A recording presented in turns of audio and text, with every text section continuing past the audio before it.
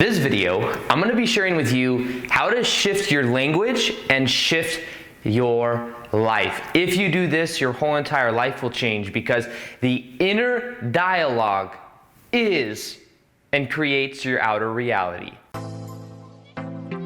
Welcome back to another video. My name is Aaron and I help people expand their consciousness.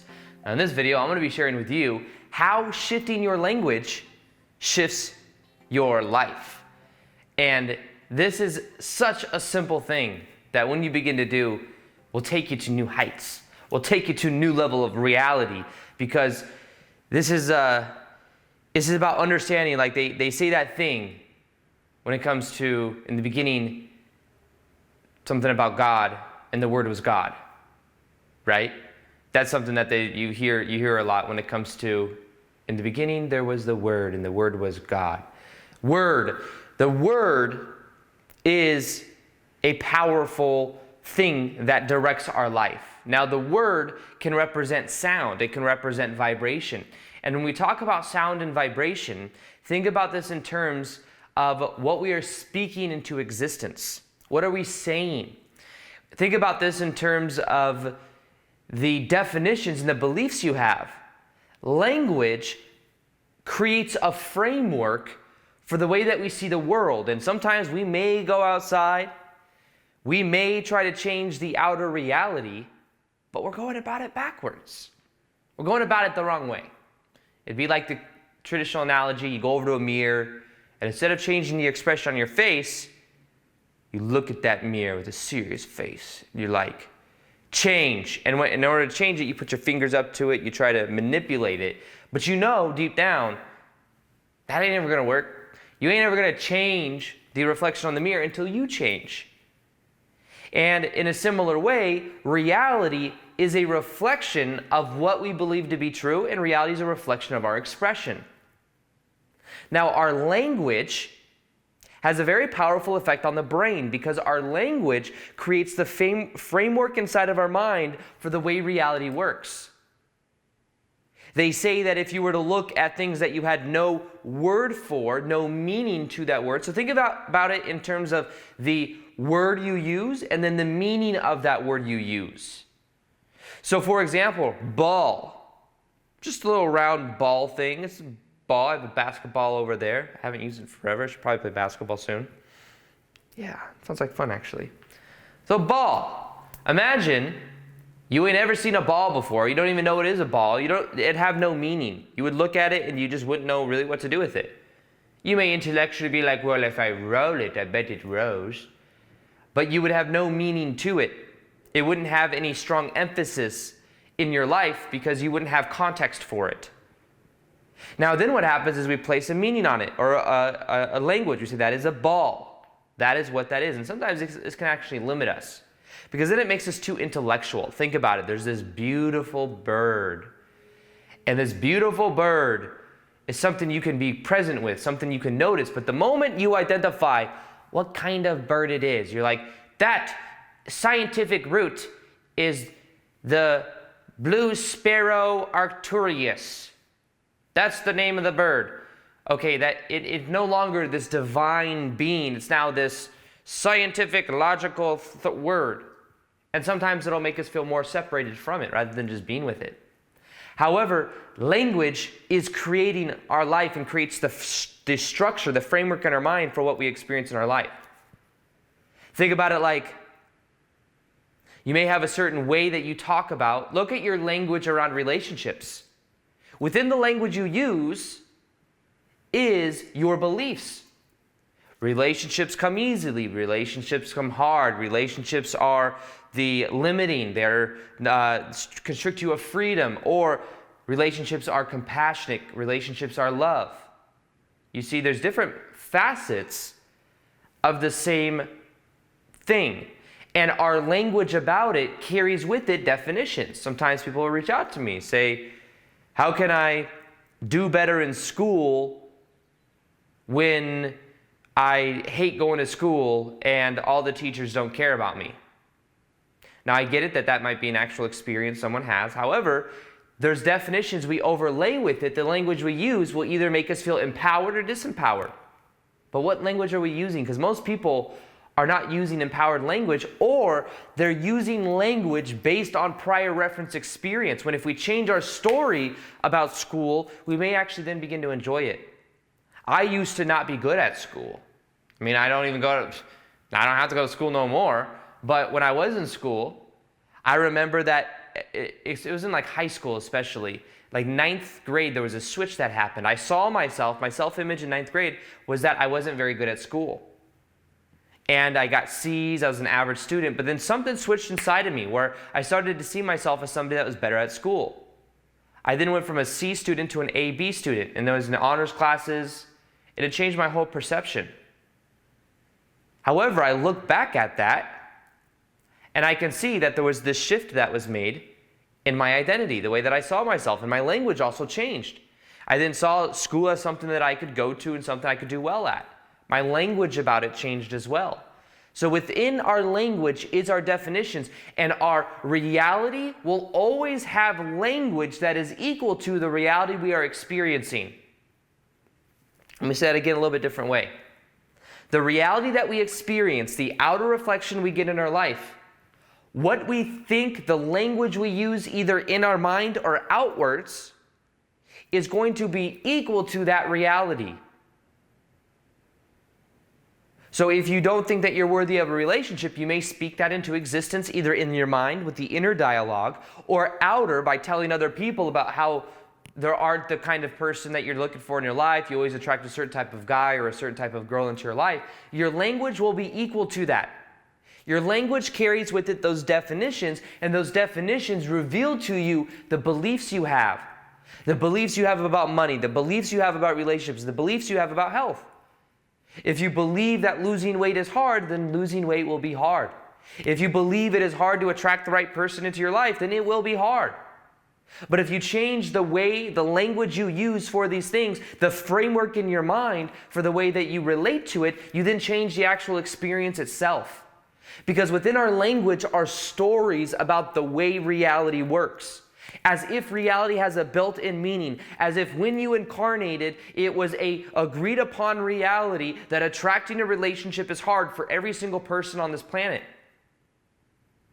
As if knowing that losing weight is a very difficult thing to do and built into everything that happens. But we know that's not true. There's some people that have trouble gaining weight. There's some people that are always in a relationship, and it's so easy for them to attract new relationships. So then their focus isn't how do I attract a relationship, it's how do I attract the one person. You see? But we all have these limiting definitions, these limited languages. This language we use inside of our mind is controlling our life, whether we're aware of it or not. Now, let's talk a little bit about this. Your inner dialogue, the way that you talk to yourself, the language you use is controlling your life situation. Think about that. The way that you relate to different things in your life is controlling the kind of experiences you're having, either consciously or unconsciously. If when you relate to other people, you tell yourselves a story that I'm shy, people don't get me, people don't understand me, people don't make eye contact with me, and then you're in a situation with someone and you're just paying attention and you're looking for evidence that approves all of that, because that's what our mind will normally do, is look for evidence that it is right. Then what happens is you create that story inside of yourself using your language over and over and over again. And it continues to create the same experiences on autopilot. So now you might be asking yourself, okay, I get it, Aaron. My language controls my life, but what do I do about that? Here's what you do. You go beyond the current language you're using. Doesn't necessarily mean you come up with new fancy vocabulary words like onomatopoeia. Pretty big word there. Probably hard to spell. But it makes it no less more like you're going to create a better reality because of it. Maybe. I mean, I'm sure it's possible. But in general, what you want to do is think beyond. So, for example, you believe that you're only able to make $30,000 a year. You say, you know what, I want to make $100,000 a year. Well, your current language patterns inside your mind and speaking outwards reflect a reality that is 30K a year. If you want to go beyond that, you need to go beyond the 30K. You need to start talking, thinking, and feeling bigger than that. Use language patterns that talk more about creating a system of something that maybe makes you a different new source of income. Maybe you look at how to take your job from being just somebody that's going on autopilot to somebody that's really performing and really at the top of the game. Maybe you're looking to get in a new field. Maybe now you start to see yourself as somebody that's doing what you're passionate about, and that includes a new job. Not equal to, like, your current language is equal to the job you have. You then look at a new job and you start to create the language within you of that. So this is about making the choice to go beyond. To go beyond that of the current language you're using. And the way you do that is you imagine the best possible version of you, how you'd be living, what you'd be doing, the language you'd be using, the beliefs you would have, and you start to take on that language, that inner dialogue. There's a version of you that it is natural for you to make 100K a year. How would that version of you be speaking? How would that version of you think about other people? How would that version of you show up at work? What kind of initiative would that person take? So then pay attention to the version of you and what your language patterns would be in that ideal reality. When I look at myself and the job that I used to have, I used to tell myself a story that I had to go to this job selling women's shoes that I'm not passionate about. I have to, which means I'm disempowered. Then I had this story of, well, I'm not full-time on YouTube and I'm trying to make it. Your language is equal to the reality you're experiencing. In order to change that, I had to change my language. I no longer tried to make it on YouTube. I became a full-time YouTuber before I was a full-time YouTuber. I made daily videos on YouTube, even though I had a 40-hour-a-week job. And I told myself this story. I used this language of, I can do it. I started to see myself, I changed my self-image, I saw myself as a full-time YouTuber. And because of that, I started to then experience a new reality. But you have to hold the frame of that new language as well. You have to hold the frame of the new reality, of you being in that reality, of you, that is just a part of who you are. Even now, as I have a certain level of success on YouTube to where it's like, you probably don't have to make a video every single day still, Aaron, but it's a part of who I am. Maybe that's the language I tell myself. Maybe that will serve me for a period of time, but maybe it goes on to something different in the future. But in general, the language we use is keeping us within the reality we are. And if we change our language, we change our life. Let go of words like try. Let go of words like should.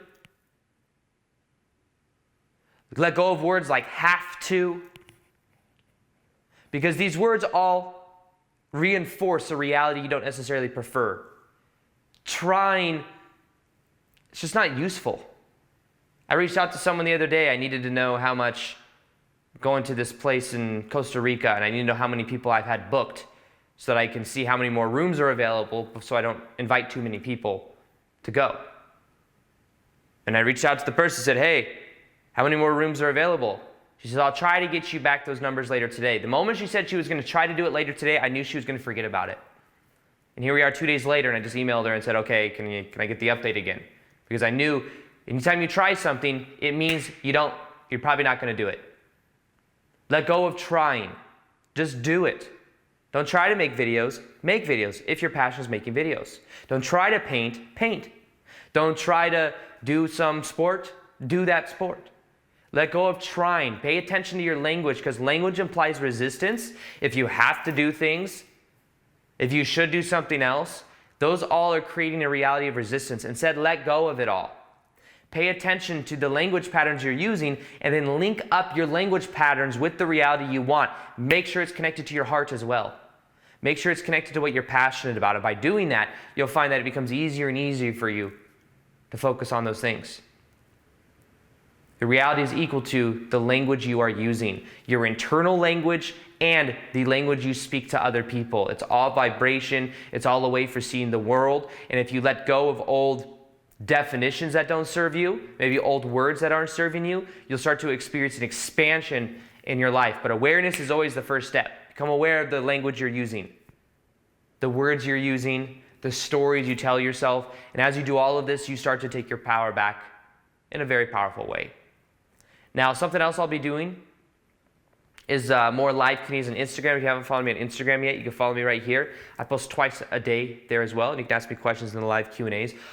Also, I have a meditation that'll help you to raise your vibrational set point. It's one of the most powerful meditations I've created. If you listen to it for 21 days, I think it will change your life. It's in the top of the description box below. Other than that, I hope you enjoyed this video. Feel free to like this video if you liked it. Subscribe if you haven't already. Hit the little notification gear so you can see the daily vids that I do. And other than that, as always, peace, much love, and namaste.